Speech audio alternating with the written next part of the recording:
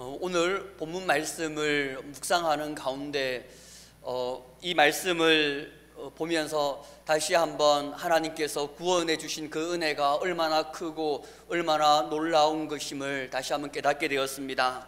13절에 보면 큰 무리가 종려나무 가지를 들고 호산나 찬송하리로다 주의 이름으로 오시는 이스라엘의 왕이여 라고 그렇게 찬양을 하며 예수님을 기쁨으로 맞이하는 모습을 우리가 볼 수가 있습니다. 호산나라는 것은 이제 구원하소서, 지금 구원하소서라는 그러한 뜻인데 쉽게 말하면 우리를 구원하소서라는 그러한 뜻입니다.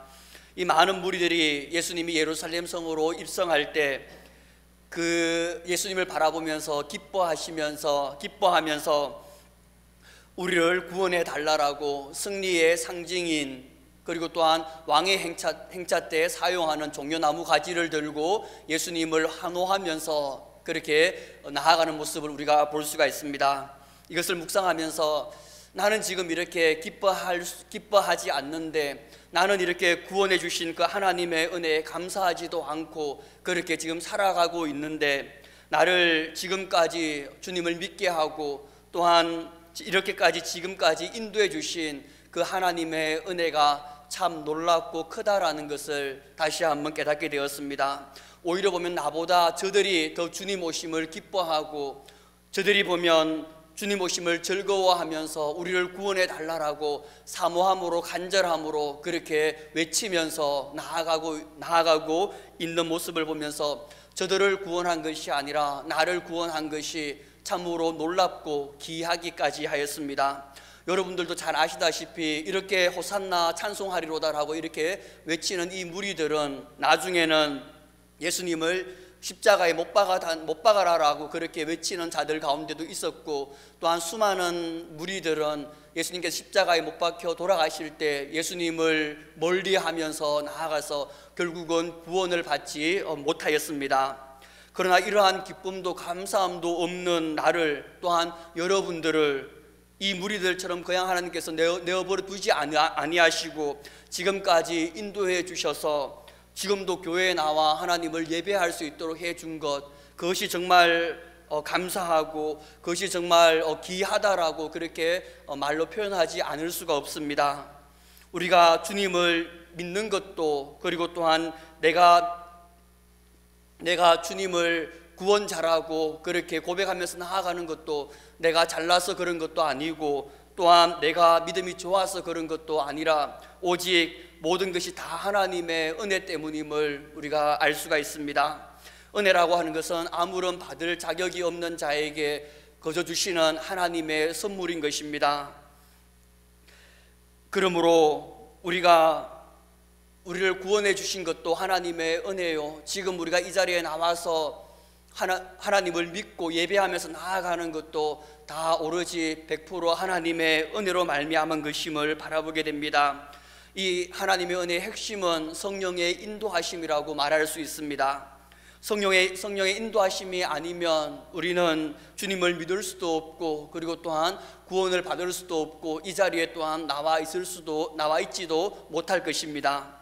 많은 무리들은 예수님을 구원자라고 메시아라고 그렇게 믿었지만 성령의 인도하심을 받지 못하여서 구원을 얻지 못하였습니다. 예수님을 정치적인 메시아로, 다르게 말하면 예수님께서 로마 군대를 다 물리치고 다시 이스라엘 나라를 회복해 주실 것이다 라는 그러한 잘못된 믿음을 가지고 있었기 때문에 예수님을 온전히 믿지 못하였는데 이는 궁극적으로 성령 하나님의 인도하심이 없었기 때문이다 라고 그렇게 말할 수 있습니다.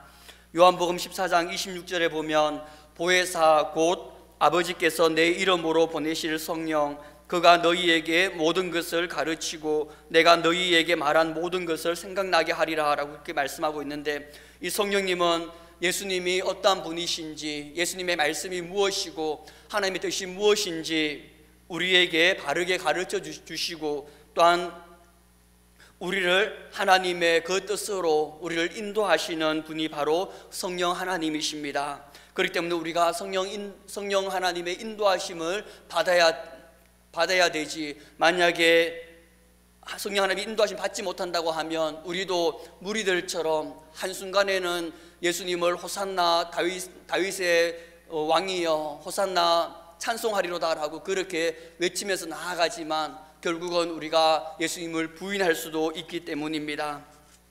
그렇기 때문에 우리가 예수님을 바르게 알고 또 예수님을 진실로 믿기 위해서는 성령 하나님의 인도하심, 그것이 참 필요한데, 우리가 성령 하나님의 인도하심을 받지 못한다고 한다면 잘못된 믿음을 가짐으로 말미암아 우리도 주님을 떠날 수 있는 것입니다.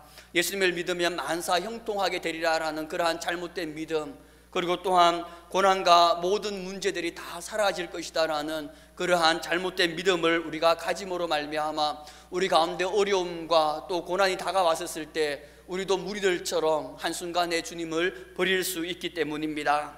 그러므로 우리가 주님의 그 말씀과 또 하나님의 뜻을 바르게 분별하기 위해서는 성령 하나님의 그 인도하심을 받기 위해서 몸부림쳐야 합니다. 그렇게 하기 위해서는 우리가 말씀을 묵상할 때도 기도하면서 나아가야 되고, 그리고 또한 하나님의 뜻을 구할 때도 우리가 간절히 하나님께 기도하면서 그렇게 나아가야 됩니다. 그랬을 때 성령 하나님께서 우리 가운데 하나님을 바르게 알게 하시고 하나님의 뜻과 또 주님의 마음을 깨닫게 해 주실 것입니다.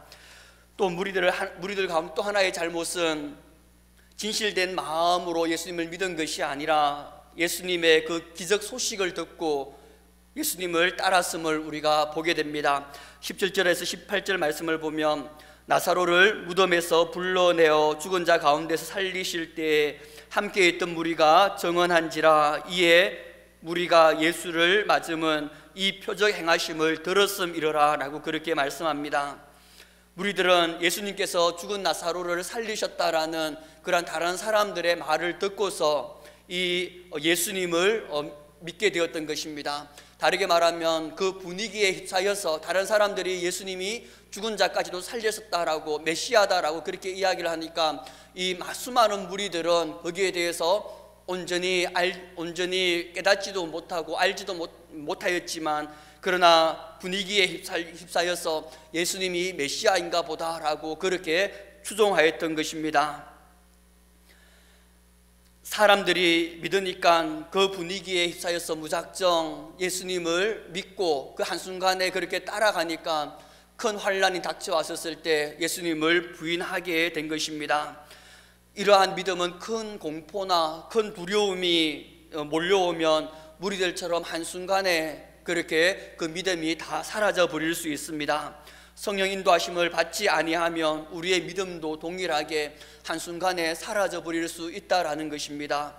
그 좋은 예가 바로 베드로이고 그리고 또한 12제자들입니다. 3년 동안 주님과 함께 그 공생애 가운데 함께 지냈지만 그 극심한 두려움과 공포 가운데 수제자인 베드로는 예수님을 3번 부인하고 저주까지도 하였고, 또한 모든 10제자들도 다 예수님을 떠나가 버리고 말았던 것입니다. 이렇듯 우리가 성령님의 인도함을 받지 못한다면 우리의 모든 것들은 한순간에 사라져 버릴 수 있기 때문에 성령님의 그 인도하심을 구하면서 나아가는 것이 참 중요합니다. 15절에서 16절 말씀을 보면 이는 기록된 바 시온 따라 두려워하지 말라 보라 너희 왕이 나귀 새끼를 타고 오신다 함과 같더라. 제자들은 처음에 이 일을 깨닫지 못하였다가 예수께서 영광을 얻으신 후에야 이것이 예수께 대하여 기록된 것임과 사람들이 예수께 이같이 한 것임이 생각났더라 라고 그렇게 말씀합니다. 제자들도 동일하게 무리들처럼 예수님이 평화의 왕으로 이 땅에 오신 것들을 이해하지 못하였습니다. 동일하게 정치적인 메시아로 로마 군대를 다 물리치고 이 땅에 새로운 나라, 하나님의 나라를 이룰 거라는 그러한 믿음을 가지고 있었던 것입니다. 그래서 이 제자들은 예수님께서 나귀 새끼를 타고 평화의 왕으로 오는 그것을 이해하지 못하였고 또 예루살렘으로 오시는 그것도 이해하지 못하였습니다. 그러나 오늘 말씀해 보니까 예수님께서 영광을 받으신 후에야 제자들이 깨달았다라고 그렇게 말씀하고 있습니다. 즉 영광스러운 예수님의 그 죽음 이후에 이 땅에 오신 성령님으로 말미암아서 예수님이 전쟁에서 승리하기 위해서 이 땅에 오신 것이 아니라 평화의 왕으로 이 땅에 오신 것을 깨달았다라고 그렇게 말씀하고 있습니다. 이같이 성령님은 예수님을 올바르게 알게 해주시고 또 기억나게 해주시고 바르게 또 깨닫게 해주십니다. 그러므로 우리가 하나님의 말씀을 읽을 때 항상 살아계신 하나님의 말씀이라는 것과 함께 또한 성령의 인도하심을 받도록, 성령의 조명하심을 받도록 우리가 기도하면서 말씀을 보면서 묵상하면서 나아가야 됩니다. 만약 그렇지 않다고 한다고 하면 이 하나님의 말씀은 그저 소설책에 불과한 것이고 또 좋은 교훈을 주는 하나의 유익한 책에 불과할 뿐인 것입니다. 그렇기 때문에 우리가 먼저는 기도로서 성령 하나님의 그 인도하심을 구하며 그렇게 사모함으로 말씀을 묵상하면서 나아가야 되는 것입니다. 두 번째로는 우리가 인간적으로 아무런 그러한 방법과 생각을 할지라도 아무런 소용이 없고 오직 하나님의 뜻만이 온전히 쓴다라는 것을 우리가 알 수 있습니다. 바리새인과 종교 지도자들은 예수님의 말씀과 그 행동이 거슬리고 그리고 또한 많은 사람들로부터 인기를 조금씩 얻게 되자 예수님을 죽이려고 많은 그러한 계책을 세우면서 나아갑니다. 그러나 이제는 수많은 사람들이 예수님을 참된 메시아로 믿고 그렇게 나아가기 때문에 그들의 모든 계략이 다 수포로 돌아갔다라고 그렇게 증언하고 있습니다. 19절 말씀을 보면 바리새인들이 서로 말하되 볼지어다 너희 하는 일이 쓸데없다. 보라 온 세상이 그를 따르는도다 하니라 라고 그렇게 말씀합니다. 그동안 바리새인들은 어떻게 하면 예수님을 죽일까 생각하면서 여러 가지 함정을 파놓았지만 예수님께서 다 지혜롭게 그 모든 함정들을 다 물리쳤습니다. 가이사에게 세금을 바치는 것이 옳습니까? 라는 그러한 질문과 또한 바알세불의 힘을 쫓아서 귀신을 쫓아내는 것이 아니냐라는 그러한 말과 또 네가 무슨 권위로 이러한 일을 행하느냐라는 수많은 그러한 말들 가운데서 어떻게 해서든지 예수님을 올무에 사로잡아서 예수님을 죽이려고 하였지만 이제는 그 모든 계략이 다 수포로 돌아갔다라고 바리새인들이 스스로 그렇게 고백하고 있습니다. 이와 같이 이제까지의 모든 것이 바리새인들의 그러한 생각과 그러한 계획대로 되지 않았습니다. 그러나 아이러니하게도 예수님을 죽이려고 했을 때는 그 모든 바리새인들의 계략이 수포로 돌아갔지만 오히려 예수님을 죽이려고 하지 않을 때 예수님께서 자발적으로 십자가를 지시고 죽음으로 나아가는 모습을 우리가 성경에서 볼 수 있습니다. 마가복음 14장 1절에서 2절 말씀을 보면 이틀이 지나면 유월절과 무교절이라 대제사장들과 서기관들이 예수를 흉계로 잡아 죽일 방도를 구하매 이르되 밀란이 날까 하노니 명절에는 하지 말자 하더라 라고 그렇게 말하고 있습니다. 이처럼 예수님을 죽이려고 그렇게 했을 때는 오히려 예수님께서 그 모든 지혜로 다 그 모든 것들을 물리쳤지만 오히려 이 바리새인들이 예수님을 죽이지 말자라고 이제 명절이 가까웠으니까 밀란이 일어날까 두려우니까 죽이지 말자라고 그렇게 이야기했을 때 예수님께서 오히려 유월절 어린 양이 되셔서 십자가에 못 박혀 죽으러 그렇게 나가고 있는 것입니다. 잠언 19장 21절에 보면 사람의 마음에는 많은 계획이 있어도 오직 여호와의 뜻만이 완전히 서리라 라고 그렇게 말씀하듯이 오직 사람에게 많은 계획이 있고 많은 계략이 있더라 할지라도 오직 하나님의 뜻만이 오직 하나님의 계획만이 온전히 서나가며 온전히 이루어짐을 우리가 볼 수 있습니다. 우리의 인생을 살펴보면 또한 마찬가지입니다. 내 뜻대로 되는 것보다 나의 계획, 나의 생각대로 된 것보다 오히려 그렇지 않은 때가 참 더욱더 많이 있습니다. 그것은 나를 향한 하나님의 뜻이 아니라 나의 뜻이 중심이 되었기 때문입니다. 저도 20대 중반 때 1년 정도는 내가 하고 싶은 일을 찾아서 한 2, 3년 동안 투자를 해서 30살이 되었을 때는 이제는 내가 좋아하는 일을, 적성에 맞는 일을 찾아서 내가 그렇게 나아갈 것이다 라고 계획하면서 나아갔지만 결국은 30살이 되었어도 내가 하고 싶은 일이 아니라 하기 싫은 일을 하면서 그렇게 나아갔었고, 그리고 또한 결혼도 제 마음대로 되지 않고, 또 살아오면서 많은 일들이 제 뜻과는 다르게 그렇게 진행되어지는 것들을 바라보게 되었습니다.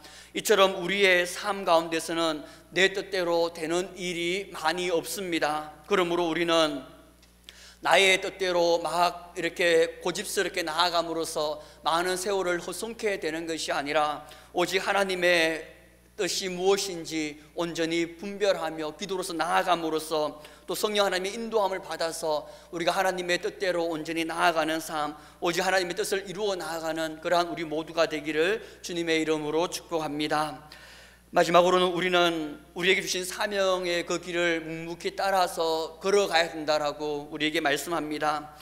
예수님은 대중이 한호해도 흔들리지 않았습니다. 그리고 바리새인들이 시기하고 협박하여도 흔들리지 않았고, 또 제자들이 깨닫지 못하여도 흔들리지 않고 자신의 그 사명의 길을 묵묵히 걸어갔습니다.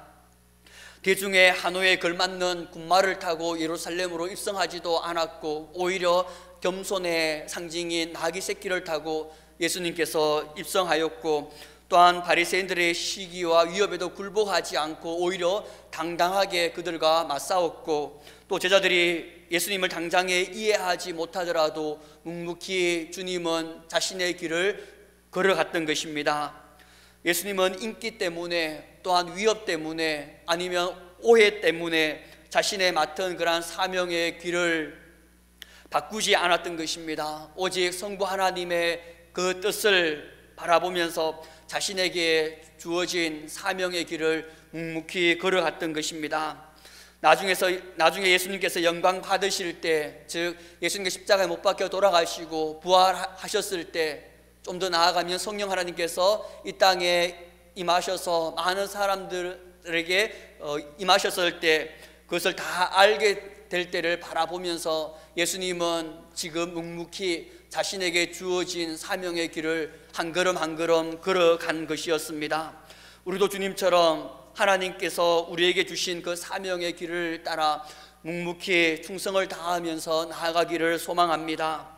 나귀 새끼는 자신의 뜻이 아니라 오직 위에 앉으신 예수님의 뜻대로, 주인의 뜻대로 그렇게 겸손하게 순종하면서 나아가면 되는 것입니다. 이 나귀 새끼는 자신의 생각이나 자신의 뜻은 중요하지 않습니다. 오직 주인의 뜻대로 그렇게 나아가면 되는 것입니다. 우리는 나귀 새끼와 같습니다. 위에 타신 주님께서 이끄시는 대로, 또 주님의 뜻대로, 주님께서 우리에게 주신 그 사명대로 한 걸음 한 걸음 묵묵히 그렇게 걸어가면 되는 것입니다.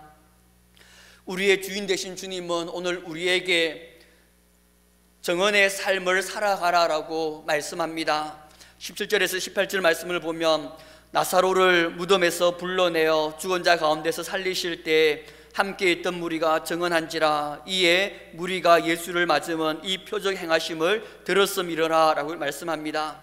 예수님께서 예루살렘 성으로 입성하실 때 수많은 사람들이 호산나 찬송하리로다 라고 그렇게 주님을 맞이하면서 종려나무 가시를 흔들면서 그렇게 예수님을 환호했는데, 그렇게 수많은 무리들이 환호했던 그 이유는 죽은 나사로를 살리신 것을 본 많은 사람들, 몇몇의 사람들이 그렇게 정언함으로 말미암아 그 수많은 무리들이 예수님을 믿고 그렇게 거기에 동참하였던 것입니다. 정언이라고 하는 것은 먼저 어떤 사실을 보거나 또 체험한 사람이 그렇지 않는 사람에게 자신이 겪은 일을 그대로 말하는 것입니다. 우리도 우리의 그 입술과 삶으로서 우리가 깨닫고, 그리고 또한 우리가 또 경험한 예수님을 많은 사람들에게 증언함으로써 많은 영혼들이 주님께로 돌아오는 그러한 삶을 살아가기를 소망합니다. 두 번째로, 우리의 주인 되신 주님은 오늘 우리에게 하늘의 미랄이 되어라 라고 우리에게 말씀합니다. 24절에서 25절 말씀을 보면 내가 진실로 진실로 너희에게 이르노니 하늘의 밀이 땅에 떨어져 죽지 아니하면 하늘 그대로 있고 죽으면 많은 열매를 맺느니라. 자기의 생명을 사랑하는 자는 잃어버릴 것이요 이 세상에서 자기의 생명을 미워하는 자는 영생하도록 보존하리라 라고 말씀합니다. 예수님께서 먼저 하늘의 밀알이 되어서 수많은 영혼들을 살리기 위해서 십자가에 못 박혀 돌아가신 것처럼 주님은 오늘 우리에게도 동일하게 하늘의 밀알이 되어서 너에게 주어진 사명을 묵묵히 걸어가라라고 우리에게 말씀하고 있습니다. 하늘의 밀알이 땅에 떨어져 죽지 아니하면 하늘 그대로 있고 죽으면 많은 열매를 맺는다라고 그렇게 말씀하고 있습니다. 여기서 죽으라라는 그러한 이 말씀은 실제로 죽으라는 뜻이 아니라 하나님께서 우리에게 주신 그 사명들을 감당하기 위해서 충성되게 나아가라라는 그러한 뜻입니다. 주님께서 가신 그 십자가의 길, 또 주님께서 가신 그 좁은 문, 좁은 길을 우리가 다시 한번 온전히 마음판에 새김으로 말미암아 우리도 주님께서 가신 그 길을 걸어갈 수 있도록, 그래서 우리를 통해서 많은 열매들이 이 땅 가운데 맺힐 수 있도록 그렇게 나아가는 우리가 되기를 소망합니다. 마지막으로 우리의 주님이신 주님은 오늘 우리에게 하나님께 영광을 돌려드리는 삶을 살아라라고 말씀합니다. 예수님께서 십자가를 지심은 우리를 구원하기 위함과 또 하나는 하나님 아버지께 영광을 돌리기 위한 것입니다. 27절에서 28절 말씀을 보면 지금 내 마음이 괴로우니 무슨 말을 하리요 아버지여 나를 구원하여 이때를 면하게 하여 주옵소서. 그러나 내가 이를 위하여 이때에 왔나이다. 아버지여 아버지의 이름을 영광스럽게 하옵소서라고 그렇게 예수님께서 말씀합니다. 예수님은 십자가의 길이 얼마나 고통스러운지를 잘 알고 있었습니다. 그러나 그 길을 내가 걸어가야 될 것임을 또한 잘 알고 있었습니다. 그래야만 많은 영혼들을 구원할 수 있기 때문입니다. 이 생명을 살리는 그 길은 많은 영혼들을 구원하는 길뿐만이 아니라 하나님 아버지께서 계획하신 길, 또 하나님 아버지와 약속하신 그 길을 걸어감으로 말미암아 아버지께 영광을 받으시기 때문에, 또 수많은 영혼들이 살아나기 때문에 예수님께서는 그 아버지께 영광을 올려드리기 위해서 십자가의 길을 걸어가셨던 것입니다. 우리의 삶도 하나님께 영광을 올려드리는 그러한 삶이 되기를 소망합니다. 주님께서 가신 그 길은 생명을 살리는 길이었고 또한 하나님께 영광을 올려드리는 그러한 길이었습니다. 우리도 주님의 제자로서 주님께서 가신 그 길을 걸어감으로 말미암아 우리가 무엇을 먹고 무엇을 마시고 무엇을 하든지 하나님께 영광을 올려드리는 그러한 우리의 삶이 주님의 제자로서의 삶이 되기를 주님의 이름으로 축복합니다. 기도드리겠습니다.